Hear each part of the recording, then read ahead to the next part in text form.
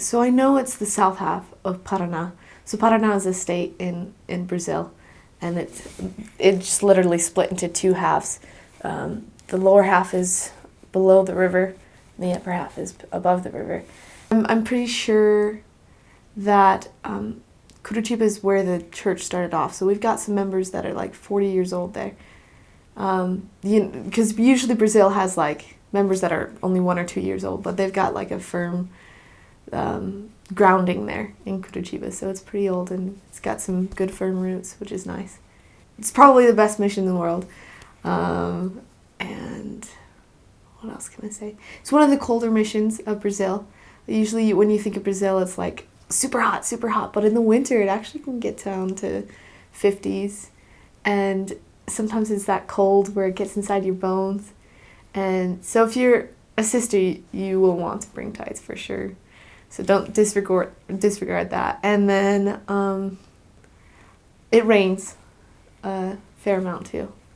It's near the southern part of Brazil, so I think that's why it's colder than the northern part. It's farther away from the equator.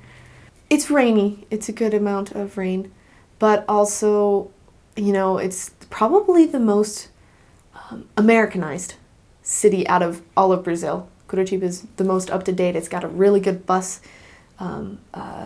system, and it's got a beautiful city, and the city's clean. So it's pretty up to date. So you won't see a lot of forestry. I keep thinking of Brazilian words, sorry. You won't see a lot of that out there unless you go into the interior, like Guarapuava, Prudentópolis, or you can see a little bit of the beach if you go to Machinhas. We have a temple there in Curitiba. It's in the Curitiba North mission, so depending on the rules, if they decide if you can or can't, because sometimes you only can if it's in your mission. But I got to go about 4 times because I was serving in the city. So there's one right in Curitiba.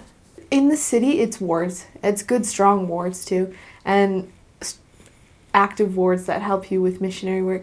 And then in the interior, or the outskirts, I guess I'll say, it's more branches and presidents. And there was one that only had 12 people, and Prudentópolis had about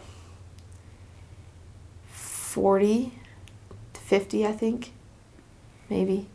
And then, so they get really small in the interior, the outskirts, but really strong in the city. So for girls, I think it was about 1/3 Americans and 2/3 Brazilian.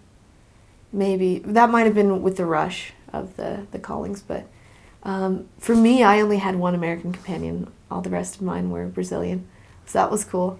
But I knew of girls who had a good amount of American. It all depends on what you're supposed to get and what experiences you have to pass through.